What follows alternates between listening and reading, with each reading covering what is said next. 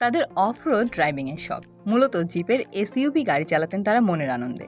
গাড়ি চালানোর রোমাঞ্চটা উপভোগ করতে করতে জিপার্স অ্যানোনিমাস গড়ে তোলা। সেই উদ্যোগে এখন তুষার ঝড়ের মধ্যে বরফাচ্ছন্ন রাস্তায় কাজ করছে মানুষের জীবন রক্ষায়। এই জিপার্স অ্যানোনিমাস নিজেদের অফ-রোড এসইউভিগুলো নিয়ে ঝুঁকিপূর্ণ রাস্তা দিয়ে দুর্গম অঞ্চলে পৌঁছে দিচ্ছে স্বাস্থ্যকর্মীদের। পুরো উদ্যোগটি পরিচালিত হচ্ছে স্বেচ্ছাশ্রমের ভিত্তিতে।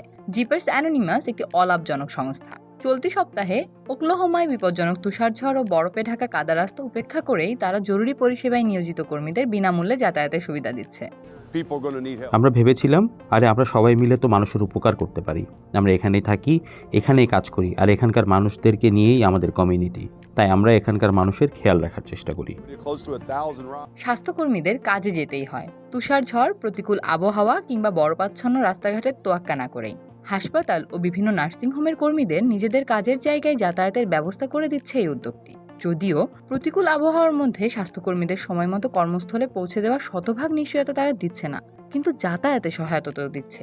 এই উদ্যোগের আরও একটি লক্ষ্য প্রতিবেশীদের পাশে দাঁড়ানো, সবাইকে এই কাজে উৎসাহিত করা। যারা সেবাটি নিচ্ছেন তারা দারুণ কৃতজ্ঞ। তবে জিপার্স অ্যাসোসিয়েশন যে শুধু ধন্যবাদের আশায় উদ্যোগটি নিয়েছে তা কিন্তু নয়। যাদেরই আমরা তাদের কাছে পৌঁছে দিয়েছি তারা বারবার আমাদের এই উদ্যোগের প্রশংসা করেছেন। তবে আমরা কোনো ধন্যবাদের আশায় এটা করছি না। আমাদের মূল উদ্দেশ্য অসহায় মানুষের সেবার জন্য সংশ্লিষ্ট কর্মীরা যেন ঠিক সময় তাদের কর্মস্থলে উপস্থিত থাকতে পারেন। And we're not doing it for the thanks, we're just doing it for to make sure